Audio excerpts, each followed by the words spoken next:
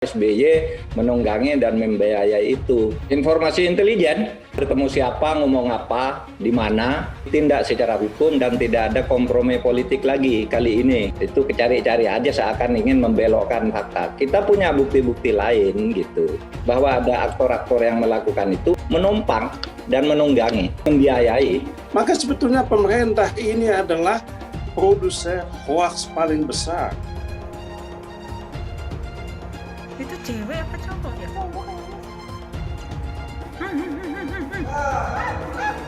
Allah Akbar, nabrak.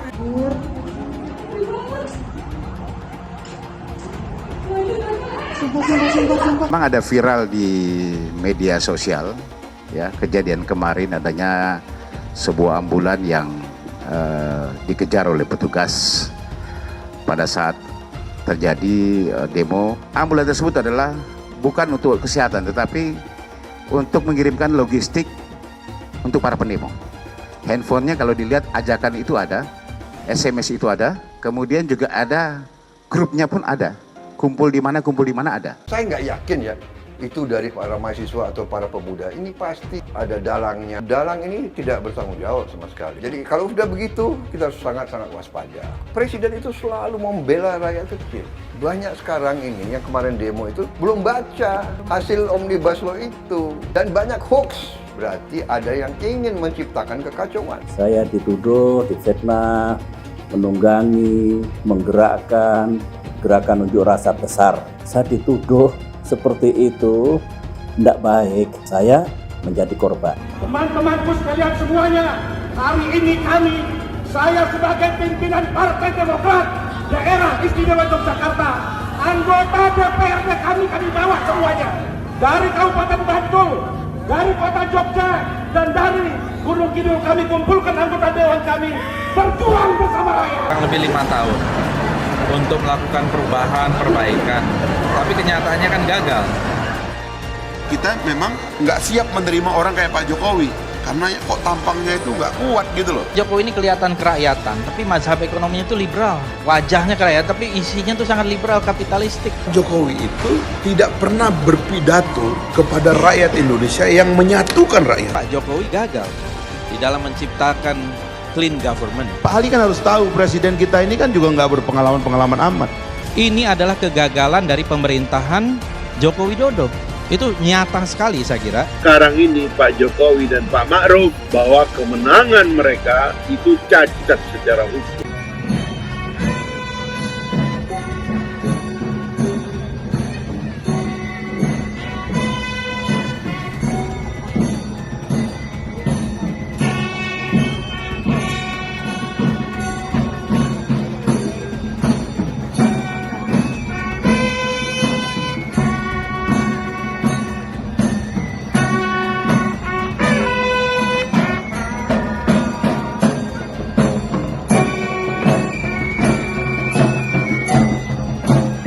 Terorganisir seperti itu kan by design, karena polanya sama. Ada demo besar, lalu ada sekelompok orang yang bikin coret-coretan itu. Bikin coret-coretan, membakar, melempar gitu. Di semua kota polanya sama. Berarti ada satu desain yang terorganisir di luar kegiatan demo-demo. Sebetulnya pemerintah tahu siapa mereka yang menggerakkan demo itu. Jadi kita tahu siapa yang menggerakkan, kita tahu siapa sponsornya, tahu siapa yang membiayainya. Tokoh-tokoh intelektual ini mereka adalah di balik layar. Berbahaya. Pak Jokowi tidak menjawab permasalahan. Saya bertanya, Pak Jokowi sudah baca atau belum? Dengan melemahkan tenaga kerja dan buruh. Ini masalah leadership. Leadership itu bukan follower gitu. Pemimpin itu pengambil keputusan, trendsetter gitu. Nah kalau memang mau menolak, tolak dari awal dong, saat pembahasan di komisi-komisi. Jadi kalau menolak di ujung itu namanya pencitraan untuk meraih simpatimu supaya kau pilih mereka nanti di pemilu. 7 fraksi setuju, 2 menolak, sah. Imam Besar Habib Muhammad Rizik Syihab akan segera pulang ke Indonesia untuk memimpin revolusi.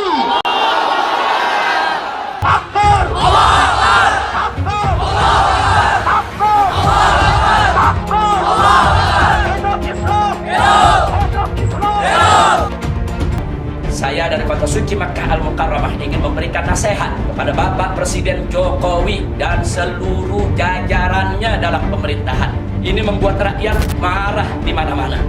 Tolong jangan sampai kemarahan ini berubah menjadi suatu people power, sehingga tidak perlu ada gerakan people power di Indonesia. Nah, karena itu saya serukan kepada seluruh rakyat dan bangsa Indonesia, kepada seluruh umat Islam dimanapun Anda berada, lakukan jihad total untuk melawan kecurangan. Jihad total untuk melawan kecurangan. Allahu Akbar walillahil hamd.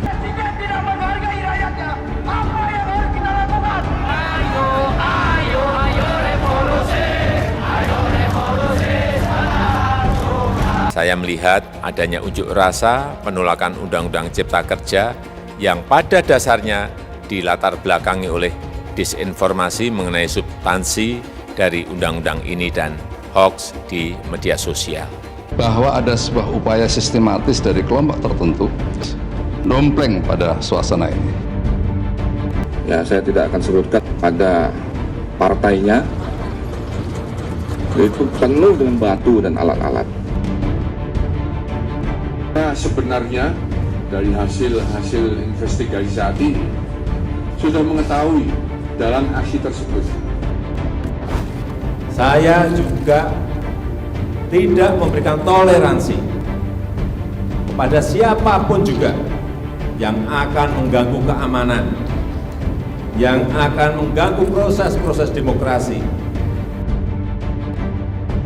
dan yang mengganggu persatuan negara yang amat kita cintai ini. Penjajahan ekonomi asing makin sempurna. Setelah Undang-Undang Omnibus disahkan, saya dapat menyimpulkan bahwa cengkeraman ekonomi asing di negara kita makin kokoh, dan di masa-masa mendatang, baik rezim dan rakyat, kita semua akan jadi bangsa kacung. Pak Jokowi, cabut segera undang-undang yang berbahaya itu. Itu saya titip tadi, saya ingin jamin sama Anda, tidak akan pernah pemerintah memberikan kebijakan atau aturan yang akan mensengsarakan rakyatnya. Tidak, apalagi Pak Jokowi, tidak, saya tahu persis. Yang penting, dalam situasi seperti ini, jangan ada yang berpolemik dan jangan ada yang membuat kegaduhan-kegaduhan. Lah kok minta seperti Pak Jokowi mundur, Pak Jokowi tidak berhasil. Mengapa saya sebut beliau? Ya itu presiden kita. Kenapa kita dijelekan? Karena sampai hari ini suara kita sebagai partai di Indonesia ini tertinggi terus. Hai teman-teman, saya mau memperlihatkan transaksi saya hari ini lakukan trading di eToro. Ini bukti transaksi saya untung $4.500 US, itu sekitar 68 juta rupiah. Semua keuntungan bisa saya dapatkan dengan fasilitas copy trading di eToro. Kalau saya bisa, kalian juga bisa guys. Oke, itu yang mau saya tunjukkan. Like video ini sekarang juga dan gunakan link di kolom deskripsi, maka kalian berhak dapat bonus kalian. Promo ini ada masa waktunya, jadi jangan ketinggalan. Bukan cuma itu saja, transaksi tidak dikenakan fee, baik itu investasi saham, trading forex, komoditas, bitcoin, dan lainnya. Kalian bisa melakukan transaksi berapa kali pun atau unlimited trading, dan tidak ada fee sama sekali. Jika transaksi di tempat lain sudah berapa fee-nya. Setelah nonton video ini, ayo bergabung dengan eToro hari ini, gratis dan tidak ada minimal deposit. Pastikan kalian menggunakan link di kolom deskripsi untuk mendapatkan welcome bonus. Kalian bisa menggunakan bonus $100.000 di akun virtual untuk latihan. Bukan cuma itu, kalian akan dapat kelas trading online gratis senilai 3 juta rupiah atau $200 jika kalian deposit di bulan ini. Selamat menonton guys, enjoy! Hai semua, dengan saya Jonas Leong. Terima kasih banyak buat kalian, penonton setia yang selalu menonton di channel ini.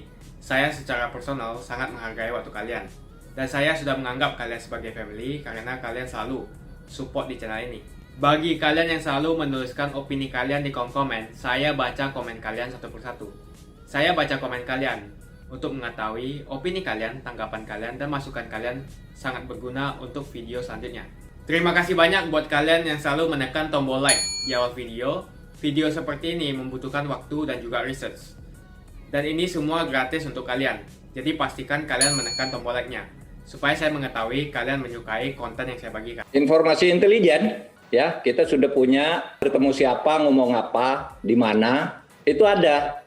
Dan sekarang sudah mulai ditangkap dan masih akan berlanjut. Saya sudah instruksikan kalau yang melanggar hukum itu supaya ditindak secara hukum dan tidak ada kompromi politik lagi kali ini. Saya bilang begitu. Biar hukum tegak. Nanti biar dilihat di depan publik buktinya apa. Misalnya ada yang berspekulasi misalnya itu karena meretweet beritanya Pak Mahfud, enggak ada itu. Itu cari-cari aja seakan ingin membelokkan fakta. Kita punya bukti-bukti lain gitu. Belum demo itu sendiri kita sudah punya data-data siapa bicara apa, menginstruksikan apa, merencanakan apa, itu gunanya intelijen dan intelijen itu di setiap negara ada dan sah. Kecuali nanti berbohong, kita lihat aja pembuktiannya kan di pengadilan nanti. Sebelum ada penangkapan kan saya sudah ngomongkan bahwa ada aktor-aktor yang melakukan itu menumpang dan menunggangi, membiayai. Pak Mas Andi Arief, adik saya itu, dia minta saya mengklarifikasi, katanya Pak Luhut, Pak Bin,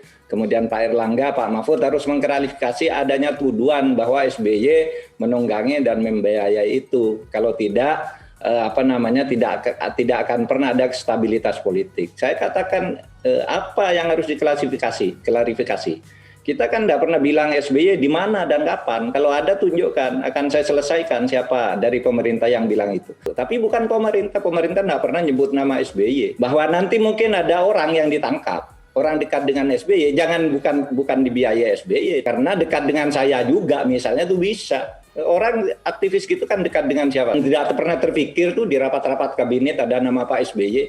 Yakin saya hadir di dalam posko pemerintah itu untuk membicarakan itu, tidak ada nama Pak SBY. Kok tiba-tiba pemerintah disuruh menjelaskan? Ya itu klarifikasi saya, kita tidak pernah bicara nama Pak SBY. Itu Presiden ke-6 harus, terutama saya itu teman baik dengan Pak SBY. Masa mau ngerasani gitu, kalau ada apa-apa saya telepon aja. Kan kemudian ada kekacauan di mana-mana. Ada yang melempar polisi dengan botol, ada nari-nari depan polisi agar polisinya emosi. Ada yang ketangkap membawa ketapel, membawa batu, membawa parang dan sebagainya itu, kemudian ada yang membakar. Nah itu kan ada aktornya, kan tidak mungkin tidak ada aktornya. Nah itu yang kita list, siapa ini yang mengarahkan, di mana pertemuannya, tanggal berapa, melalui media apa, apakah melalui WA atau ketemu di mana, uangnya berapa, bahkan kita tahu. Kita kan punya intelijen. Tugas negara itu di seluruh dunia intelijennya harus begitu dong. Kan bicara aparat yang ditindak keras oleh demonstran kan banyak. Polisi yang dilempari batu, polisi yang diludahi, polisi yang dilempari botol lalu dipeluk sama polisinya, diajak bertakbir Allahu Akbar, tidak dipukul malah.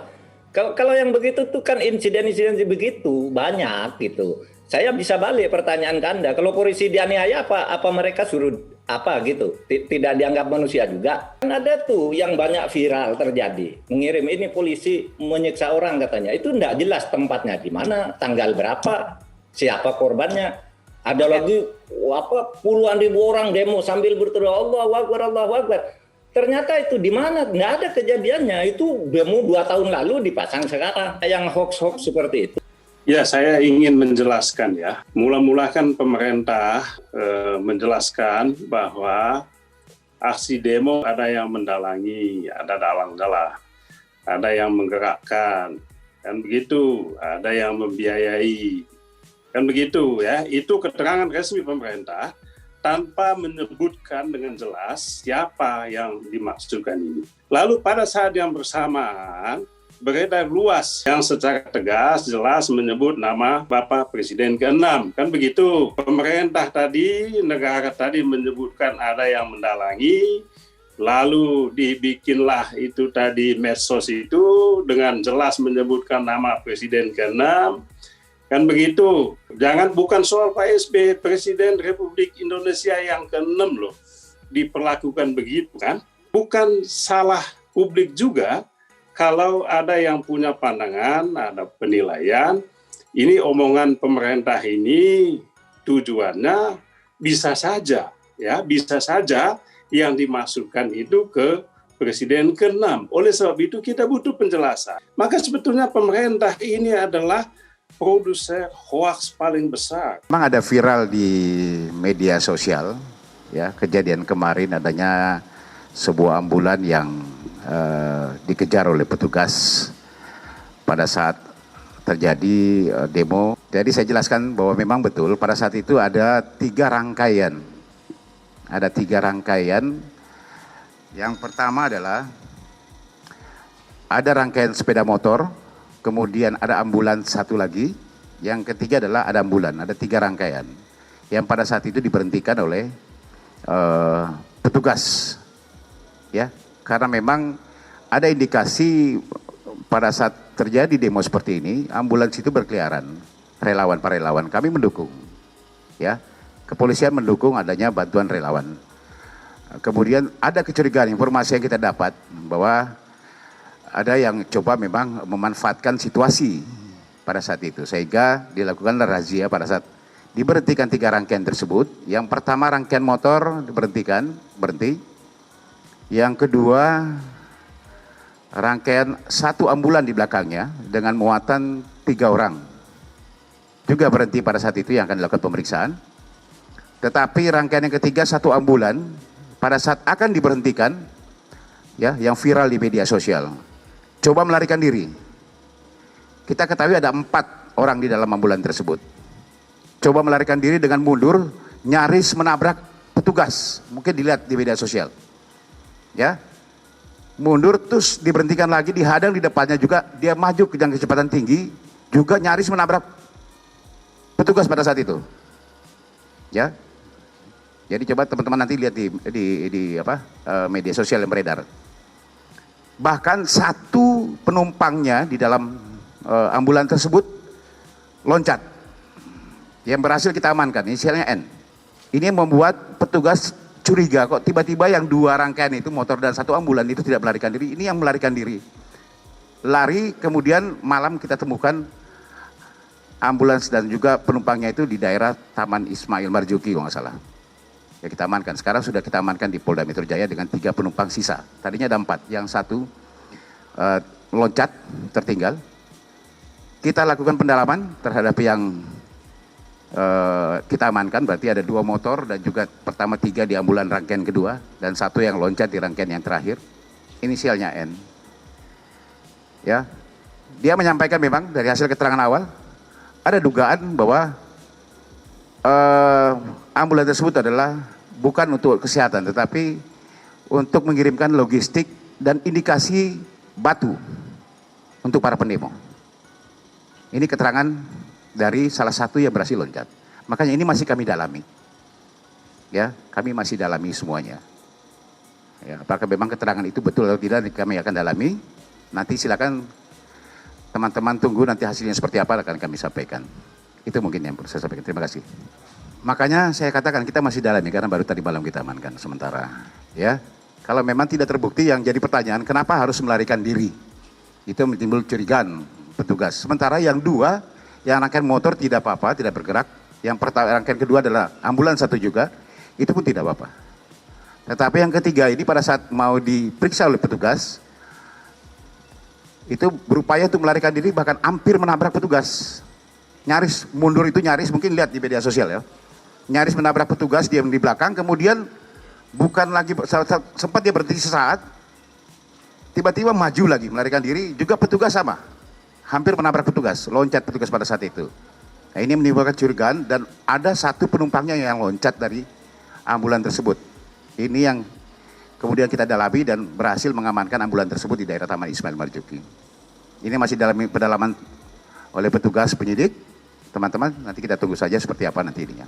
Ya, kalau terakhir kita temukan karena sudah malam itu sudah kosong. Ya, karena memang ada jeda waktu dia melarikan diri dan ditemukan di daerah Taman Ismail Marzuki pada saat itu. Tetapi keterangan dari temannya yang loncat seperti apa yang saya sampaikan tadi. Makasih. Semuanya ceritanya seperti itu pasti. Mau ditanyakan pun pasti sama. Ya, teman-teman kan ikut semua kemarin pada saat kita mengamankan mereka. Seperti apa? Setiap ditanya, saya tidak tahu. Saya cuma duduk-duduk menonton. Itu pasti pertanyaan jawabannya. Tetapi kami ada bukti-bukti dari handphonenya yang ada. Ya, kami juga bawa kamera. Handphonenya kalau dilihat ajakan itu ada. Ya, SMS itu ada. Kemudian juga ada grupnya pun ada.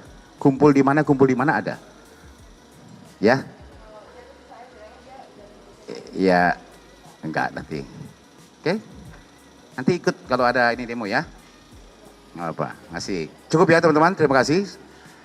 Himbauan tidak diindahkan sehingga petugas coba mendorong dan mereka melarikan diri ke dalam satu gang. Ada yang macam-macam ya, ada sekitar 300-400 orang itu melarikan diri bahkan masuk ke dalam GPI. Di situ kita lakukan penangkapan, mengamankan orang-orang tersebut. Dalam 4 yang sekarang kita amankan, masih kita dalami. Ya, nanti bagaimana hasilnya, kalau memang tidak ini akan kami lepaskan juga. Dan itu by design gitu. Kenapa saya mengatakan itu? Tapi ada sekelompok orang yang tidak mau pergi. Kita nggak mengenal dia siapa. Jadi itu by design, saya yakin. Saya ingin kita pidana, kita tuntut gitu. Karena ini by design gitu. Bukan kepentingan buruh. Ya kita tahu lah. Saya kira Anda pun mengatakan Mas Mbak tahu kelompok itu. Itu aja. Karena memang dia memang bukan dari Jogja. Setiap warga negara memiliki hak untuk menyampaikan pendapatnya. Betul. Betul, Pak. Bahwa apa yang menjadi aspirasi tadi, apa yang tadi diungkapkan, besok kita akan sampaikan dan kita akan teruskan seluruh aspirasi itu. Terima kasih, Pak. Aku bangun kota ini setengah mati tahu. Sampai tanganku patah. Kenapa kamu hancurin? Tega sekali kamu. Kenapa kamu merusak kotaku? Kenapa kamu gak merusak kotamu sendiri? Yang ngajak siapa? Gak ada yang ngajak, Pak. Oh, tadi demo apa? Demo apa ya? Lupa. Oh, lupa? Oh. Apa? Ngomongin tentang RUU lah, Pak. Oh, tentang RUU. Kamu ngerti yang di demo apa gitu? Nggak tahu. Oh, nggak tahu. Menolak Omnibus Law. Kok katanya sih? Iya. Apa? Yang memberatkan tuh apa? Yang memberatkan apa? Nggak tahu. Katanya misalkan rakyat Buruh gitu ya? Iya. Oh. Tapi tetap lebih mendukung ke korporat gitu. Pasal yang lebih memberatkan apa sih? Yang merugikan buruh apa? Saya nggak tahu juga sih. Nggak tahu juga. Apa yang dianggap merugikan buruh sehingga aksi protes dilakukan? Yang pertama soal ada dalam beberapa klaster soal cipta lapangan kerja itu soal. Adapun soal pengaturan jam kerja sama apa lagi? Kamu mau demo, nggak apa-apa, demo nggak dilarang sama negara, bener kan? Unjuk rasa itu dilindungi sama negara, betul. Pertanyaan saya sekarang, apa yang mau kamu demokan? Undang-undang apa? Undang-undang apa? Nggak apa-apa, kita ngobrol aja. Kamu tahu undang-undang itu ada berapa bab? Nah, ada berapa pasal dalam undang-undang itu? Undang-undang itu ada berapa halaman? Nggak tahu semua. Terus kamu mau demo? Lah. Nggak tahu juga. Gitu kamu mau demo? Ya Tuhan, Dek, mendingan kamu belajar dulu, kamu isi tahu dulu. Ya, kamu cari tahu dulu. Betul nggak yang kamu dengar berita itu? Atau kamu belum tahu undang-undangnya? Kamu belum tahu apa isinya?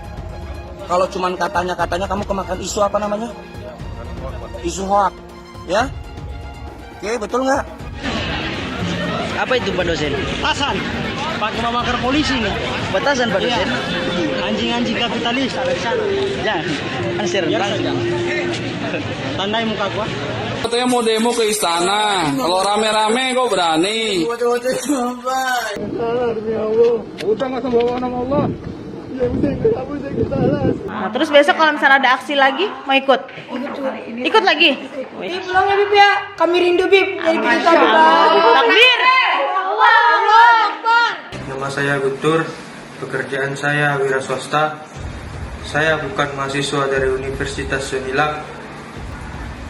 Saya ikut unjuk rasa. Saya yang melakukan perusakan pada mobil Satlantas. Itu di luar dugaan kita tidak tahu mereka tuh datangnya dari mana gitu ya. Berarti disusupi, Bang? Iya, bisa dikatakan ya aksi kami ya disusupi oleh orang-orang yang tak bertanggung jawab sebenarnya. Petisi yang sangat gampang berubah tidak tahu bahwa bagaimana Pak Harto hanya hitungan hari dia bisa berbelok menjadi melawan Pak Harto, dan rakyat semakin berat ekonominya sehingga terjadi kekeringan keuangan. Jadi kayak petinju, kita udah kebanyakan utang, dikena jab gagal bayar, ya terjadi sesuatu yang kita tidak bisa harapkan. Soal sosial, akhirnya Soeharto jatuh. Segera membebaskan tanpa syarat seluruh demonstran yang ditangkap dan menghentikan penyiksaan terhadap para demonstran yang masih dalam tahanan. Meminta kepada Presiden untuk menyatakan diri mundur atau berhenti sebagai Presiden karena ketidakmampuan dan tidak kompeten dalam menjalankan roda pemerintah. Siap pulang, siap jemput beliau. Siap aman. Dewan Pimpinan Pusat Front Pembela Islam dan umat Islam Indonesia menyampaikan terima kasih yang sebesar-besarnya secara khusus kepada pemerintah Saudi Arabia dan semua pihak yang telah ikut andil dalam membantu Imam Besar Al-Habib Muhammad Rizik Syihab, termasuk semua umat Islam yang mendoakan beliau agar selalu bisa dilindungi dan insya Allah segera pulang ke Indonesia. Insya Allah Ta'ala Imam Besar Al-Habib Muhammad Rizik Syihab akan segera pulang ke Indonesia untuk memimpin revolusi. Pada umat Islam agar bersabar dan terus satu komando bersama-sama dengan barisan agar bisa segera pulang ke tanah air untuk kembali bergabung bersama rakyat dan bangsa Indonesia lawan segala bentuk kezaliman dan kecurangan. Hanya menuntut agar hak kebebasan saya sebagai warga negara Indonesia yang sebagai manusia tidak boleh diganggu oleh siapapun. Tolong doakan saya sekeluarga yang sudah 1 tahun lebih berjuang untuk mencabut pencekalan saya di Saudi Arabia. Organisasi bajingan. Tulis saja bajingan, Pak Syarif, ragu-ragu. Gus Dur ngelihat dari mana? Ya. Gus Dur itu buta, matanya buta hatinya. Buru-buru sempat diputus tadi mic-nya, tapi tetap bisa tenang dan akhirnya juga bisa kembali dijelaskan dan ditekankan bahwa Partai Demokrat menolak rancangan undang-undang Cipta Kerja yang berpotensi menghadirkan banyak sekali masalah. Yang kami nggak setuju mengurangi perlindungan terhadap hak-hak buruh yang paling dasar. Suasana kebatinan semua buruh itu dikhianati oleh DPR. Dengan segala hormat kami menyampaikan pada DPR RI, mudah-mudahan DPR RI bisa menyampaikan pada pemerintah dan pemerintah memahami. Kami Serikat Pekerja Serikat Buruh setuju RUU Cipta Kerja. Kami mengapresiasi. Bagi kami, DPR sudah bekerja menampung aspirasi rakyat. Ya, maka kami Fraksi Demokrat menyatakan walk out. Rancangan Undang-Undang Cipta Kerja. Kami mengamati ada banyak hal yang luar biasa, anggap sebagai bentuk kesungguhan pemerintah. Mewakili Partai Demokrat mendukung sepenuhnya. Pemerintah kita begitu tergesa-gesa, begitu ugal-ugalan melahirkan satu regulasi, yaitu regulasi RUU Cipta Kerja, membuat rakyat hari ini dalam bahaya gitu ya. Ini pemerintah pura-pura dalam perahu, pura-pura tidak tahu bahwa pengesahan Undang-Undang Cipta Kerja ini menjebak buruh dan mahasiswa turun ke jalan.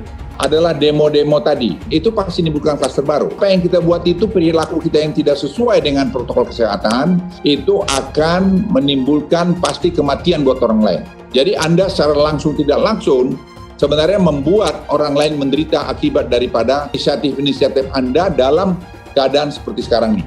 Ya Presiden kurang apa ketemu juga sama pimpinan buruh itu?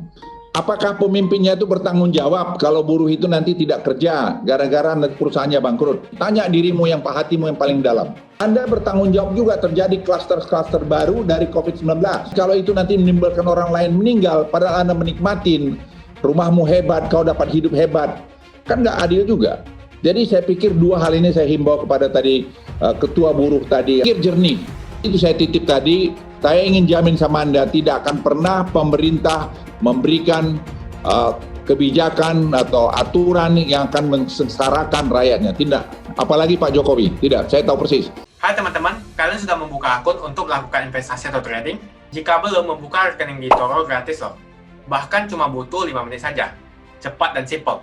Dan semua bisa dilakukan secara online. Sampai saat ini ketika kita mau melakukan investasi saham atau trading forex, kita masih menggunakan cara yang kuno. Seperti kita menelpon banker atau broker yang melakukan atau mengeksekusi transaksi kita. Tapi apakah kalian tahu di eToro kita membeli saham atau forex, kita cuma login, lalu memilih apa yang kita mau, lalu masukin angka berapa banyak yang ingin kita beli, lalu tinggal klik.